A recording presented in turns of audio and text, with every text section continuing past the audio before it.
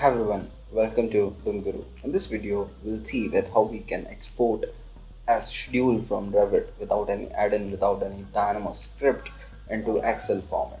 So how I can do that thing? Simply, we'll go in the schedules. Let me check if we are having. Yeah, we have a couple of schedules right here. So let's go with level 2 WSHP schedule. Okay, let me open it. So this is the schedule that we want to export in Excel format from Revit. How I can do that thing? I'll simply click on Files, Export, and drag it down a bit. Click on Reports, Schedule, and it will be exported. Right now I'm saving it at my document folder. There are two formats we can export in text as well and CSV as well. So right now I'm going with .csv format and click on Save. And right there I'm not changing anything and click on OK. Perfect.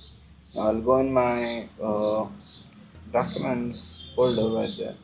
I'll simply open it. Now you can see this is a what we can say schedule from Revit to Excel. So that is how we can simply export any schedule from Revit to Excel or in .txt format as well.